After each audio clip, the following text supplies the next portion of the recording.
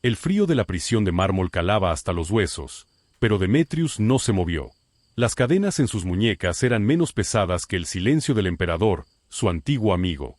Había sido acusado de conspiración, y aunque sabía que su ejecución era inminente, no suplicó. En su mente resonaban las palabras de su maestro, años atrás, en las calles polvorientas de Atenas. ¿Quieres ser libre? Aprende a ser invisible. ¿Un fantasma? Había preguntado él, burlón. No.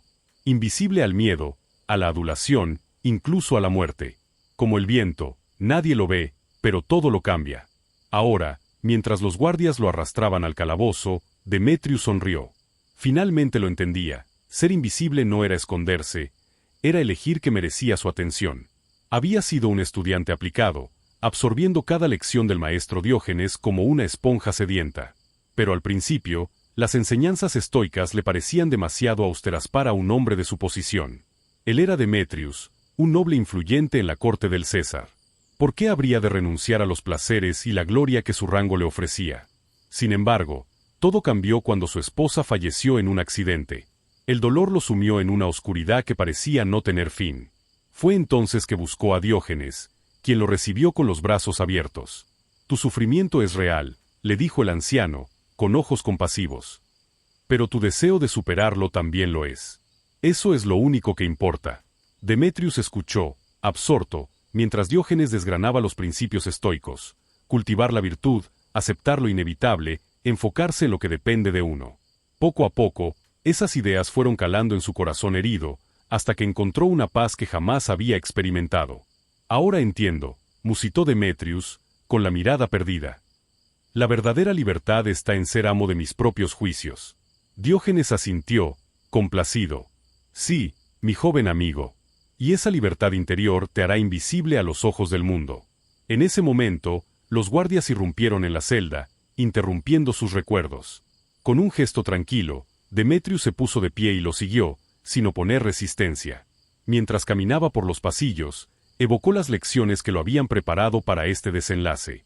Nuestras opiniones sobre las cosas, no las cosas mismas, nos turban. Respiró hondo, aceptando su suerte con serenidad. Lo único que perturba al hombre son sus propios juicios sobre las cosas. Cerró los ojos, dejando ir el miedo a la muerte. Serás invencible si tu vida es virtuosa, si nada te perturba, si todo lo que te sucede y todo lo que se te escapa está bajo tu control como algo tuyo propio. Esbozó una leve sonrisa. Ahora lo entendía. Cuando llegaron al patio de ejecuciones, Demetrius elevó la mirada hacia el cielo nublado. Allí, una bandada de gaviotas surcaba el aire con gracia y libertad. Como el viento, pensó. Invisible, pero todo lo cambiaba. Sin prisa, se arrodilló frente al verdugo, aceptando su destino con una calma que sorprendió a los presentes. Mientras la espada descendía, su último pensamiento fue una plegaria silenciosa, que mi vida haya sido suficiente para mí. El eco de los pasos se disipó, dejando un pesado silencio en la celda. Sentado en el camastro, Damián observaba las sombras danzar en la pared, perdido en sus propias reflexiones. Hacía años que había renunciado a su identidad y posición social, optando por una vida de austeridad y retiro. Pero, ¿había logrado realmente ser invisible? Suspiró, recordando el día en que todo cambió. Damián había nacido en una familia influyente, con todas las comodidades y privilegios que su rango le ofrecía.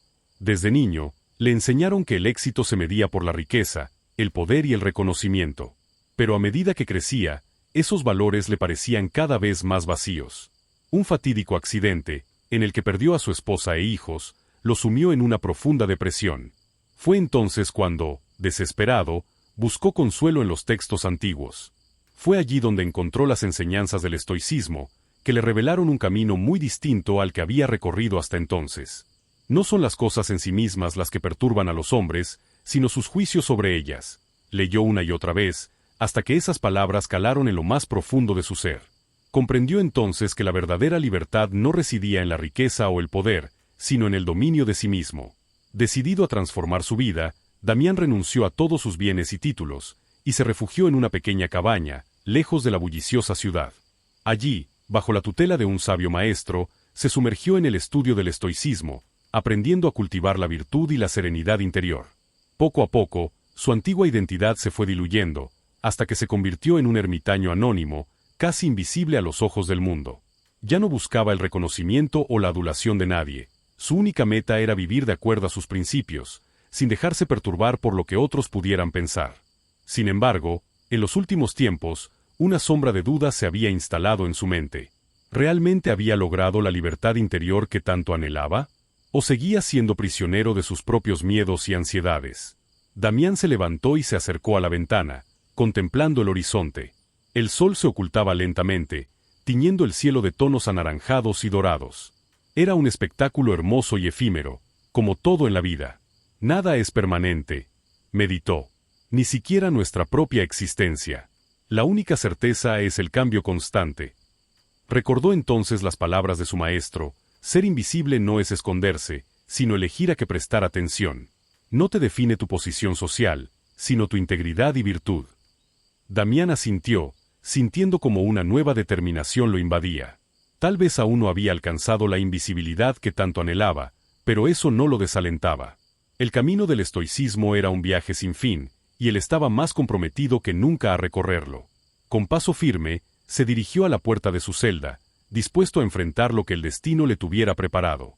Fuera lo que fuese, enfrentaría cada situación con la serena aceptación que había aprendido a cultivar.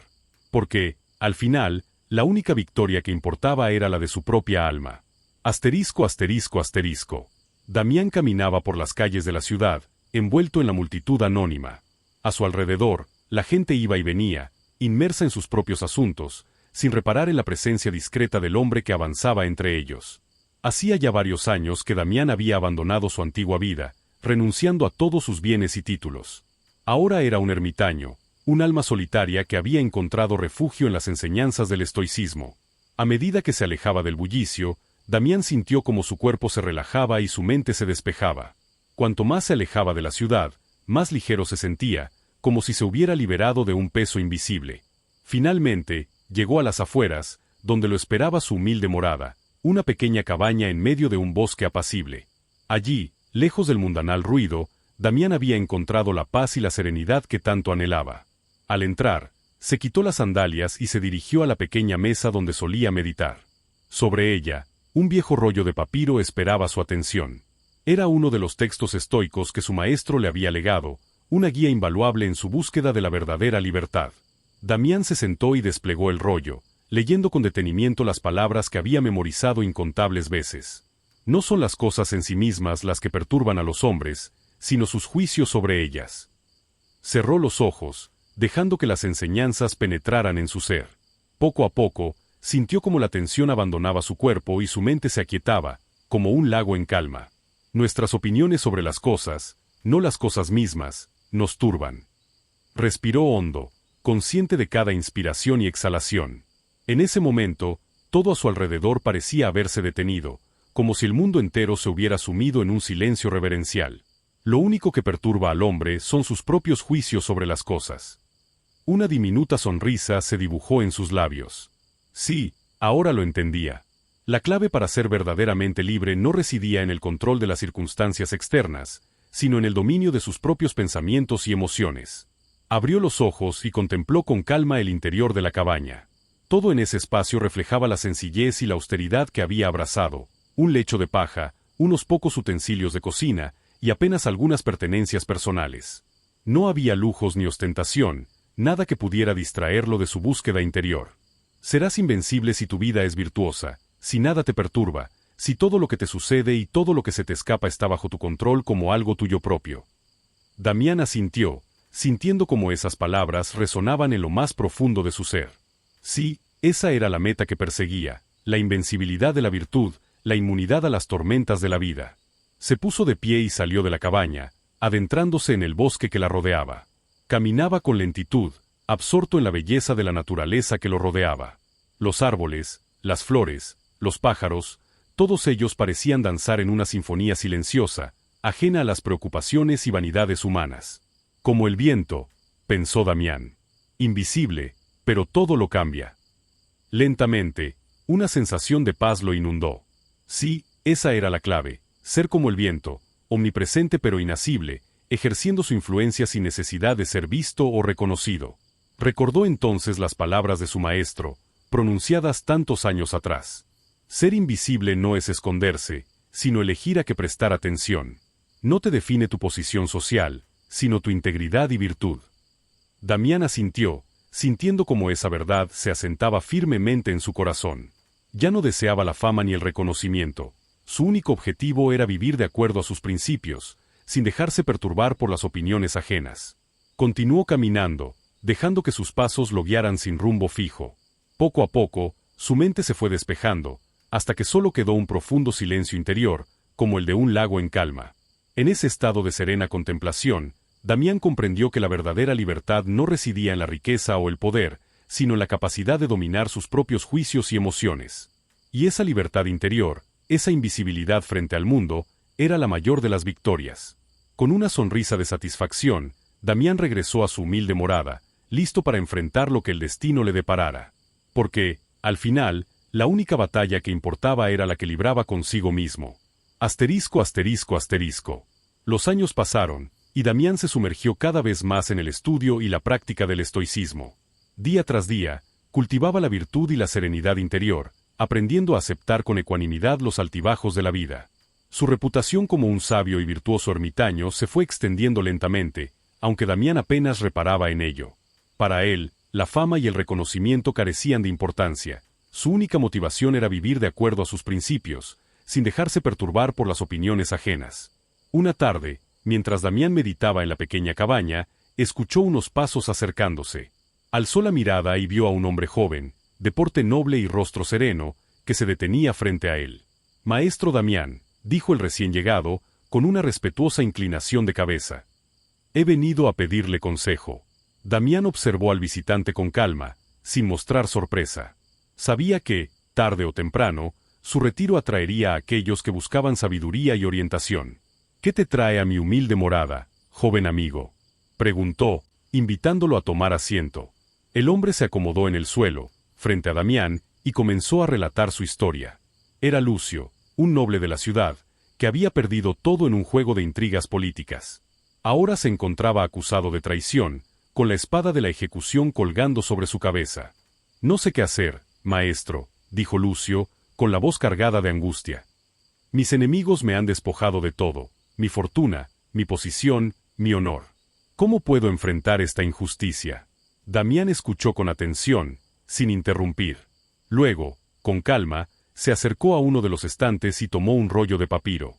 «Lucio, ¿has estudiado las enseñanzas del estoicismo?», preguntó, mientras desenrollaba el texto. El joven noble asintió, con una expresión de esperanza en el rostro. «Sí, maestro. Pero confieso que aún me cuesta aplicarlas en momentos de adversidad». Damián asintió, comprensivo. «Es natural. El estoicismo no es una doctrina fácil de asimilar». Continuación de la narración.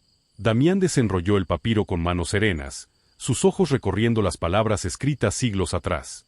Lucio observaba, expectante, mientras el maestro señalaba un pasaje. «No son las cosas las que nos hieren, sino como las vemos», escribió Epicteto. «Tú has perdido riquezas y estatus, pero ¿qué juicios te atan al sufrimiento?». Lucio bajó la mirada. El eco de su caída resonaba aún en su pecho, el desprecio de sus pares, el silencio de su esposa al ser exiliada, la vergüenza de ser arrastrado por las calles. «Me duele la injusticia», confesó. «¿Cómo no juzgar a quienes me traicionaron?». Damián se inclinó hacia adelante, como si compartiera un secreto ancestral. En esta celda, hace décadas, un hombre llamado Demetrius se enfrentó la misma pregunta. Mientras la espada del verdugo caía, comprendió que la verdadera libertad no está en cambiar el mundo, sino en transformar lo que piensas de él. La historia de Demetrius fluyó como un río entre ellos. Lucio escuchó cómo el noble, tras perder a su familia, había descubierto que el dolor no era una cadena, sino un maestro. Cómo, incluso en prisión, halló paz al aceptar que su vida no dependía del perdón del emperador, sino de su propia integridad. «¿Y tú, Lucio?», preguntó Damián, rompiendo el silencio. «¿Elegirás ser esclavo de lo que otros piensen de ti, o libre en tu mente?». Asterisco, asterisco, asterisco. La noche envolvió la cabaña. Lucio yacía en el suelo de tierra, repasando cada palabra.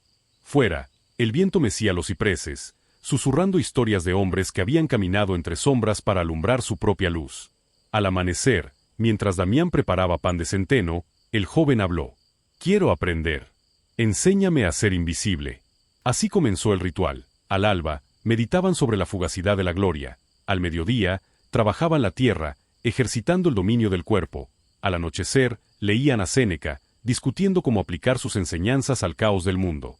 Un día, tras meses de silencio, Lucio rompió a llorar. Aún siento miedo. Damián sonrió, como si hubiera esperado ese momento. El miedo no es enemigo. Es la brújula que señala dónde has puesto tu felicidad en manos ajenas. ¿Temes a la muerte? Entonces examina por qué la juzgas como un mal. Asterisco, asterisco, asterisco. El juicio de Lucio llegó en primavera. Mientras le escoltaban al foro, recordó una analogía de Damián. Sé como el sauce. Sus ramas ceden al viento, pero sus raíces guardan la fuerza de 1000 tormentas. En la plaza, la multitud vociferaba. El gobernador lo acusó de traición, exhibiendo cartas falsificadas. Lucio respiró hondo, sintiendo el peso de las miradas. Entonces, evocó las palabras de Marco Aurelio: posee un alma invencible, y seguirás siendo libre aunque tu cuerpo esté encadenado. ¿Qué dices en tu defensa?, rugió el gobernador. Lucio alzó la barbilla, su voz clara como cristal. No gastaré palabras donde solo importa el poder. Juzguen mi cuerpo, pero mi carácter es mío. El silencio cayó como un manto. Hasta los acusadores dudaron. Lo condenaron al exilio, no por falta de pruebas, sino porque su calma los desarmó. Asterisco, asterisco, asterisco. En una playa lejana, Lucio construyó una choza con sus propias manos. Allí, cada mañana, contemplaba el mar mientras recitaba: no soy lo que poseo. No soy lo que otros ven. Soy mis elecciones. Años después, un joven náufrago llegó a su costa, cargado de ira por un naufragio que le arrebató su fortuna. Lucio, sin revelar su nombre, le ofreció agua y una pregunta: ¿qué controlas realmente, además de tu próxima respiración? El relato continuó así, generación tras generación. Hombres y mujeres llegaban a la playa, buscando al ermitaño invisible. Él les hablaba de Demetrius, de Damián, de cómo el estoicismo era un fuego que se transmite, no para cegar, sino para iluminar el camino propio.